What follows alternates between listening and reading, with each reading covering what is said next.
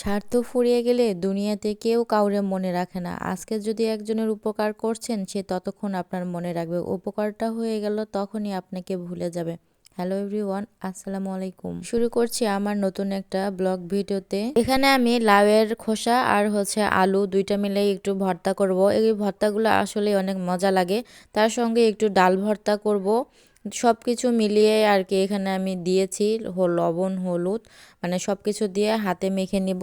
ভর্তাটা যখন সিদ্ধ হয়ে আসবে তখন এরকম ডাল ঘুটনি দিয়ে ঘুটিয়ে একটু সরিষার তেল দিয়ে নামাই নিব আর কি। এই ভর্তাটাও কিন্তু আসলে অনেক ভালো লাগে। কে কে খেয়েছেন এই ভর্তাটা? আমার কিন্তু খুবই ভালো লাগে। তো গতকালকে রাতে আপনাদের ভাইয়া এই ভর্তাটা খাবে, আর তার জন্য আমি রান্নাটা করেছিলাম। আর সকালে ঘুম থেকে উঠেই এই তো আমি এখানে একটু মাছের ঝোল রান্না করব। ভিডিওর শুরুতে যেটা বলেছিলাম, আসলে দুনিয়াটা অনেক স্বার্থের। স্বার্থ যতক্ষণ আছে আপনাকে ততক্ষণ মনে রাখবে। যখনই আপনি নিজের চিন্তা শুরু করে দিবেন তখনই তারা বলবে তুমি খুব বদলে গেছো, অনেক পাল্টাই গেছো, আগের মতো আর তুমি নাই। তাই অন্যের চিন্তা না করে নিজে কিভাবে ভালো থাকবেন, নিজে কিভাবে সুস্থ থাকবেন, এগুলো আসলে নিয়ে চিন্তা করা দরকার। নিজের পরিবার কিভাবে ভালো থাকবে। যখন থেকে তাদের উপকার করা বন্ধ করে দিবেন, ঠিক তখন থেকেই আপনাকে আর ভালোবাসবে না তারা। তো আপনি হয়ে যাবেন তখন থেকে দোষী। আসলে এই লোকগুলোর কাছ থেকে দূরে থাকা দরকার আমাদের। এখানে আমি মাছটা ভেজে ঝোল রান্না করব। ফুলকপি আলু দিয়েছি শুধু, এখানে এই দুইটা সবজি দিয়ে আমি এখানে ঝোলটা রান্না করে নিব।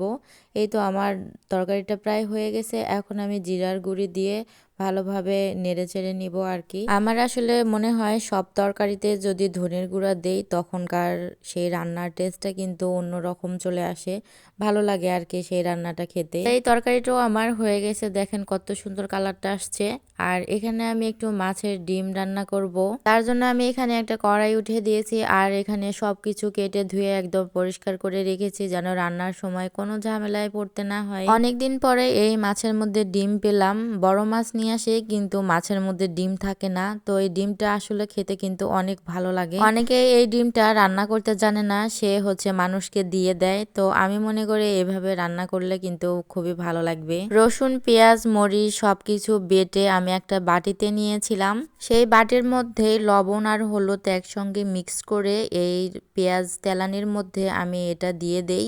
তো মশলাটা ভালোভাবে কষিয়ে তারপরে আমি যে টমেটোগুলো এর মধ্যে দিয়ে দিয়েছি, এটা আমি 2-3 মিনিট ভালোভাবে একটু কষিয়ে নিব। তারপরে এখানে আলুগুলো আমি ঝুরি করে রেখেছিলাম, সেই আলুগুলো আমি এখানে দিয়ে দিব। আলুটা দিয়ে কিছুক্ষণ এখানে নাড়াচাড়া করিয়ে তারপর আমি এখানে মাছের ডিমটা দিয়ে দিব। মাছের ডিমটা দেওয়ার পরে খুব বেশিক্ষণ তরকারিটা রান্না করতে হবে না, একটু মশলার মধ্যে নাড়াচাড়া করে নিয়ে অল্প পরিমাণে একটু ঝোল দিয়ে দিব।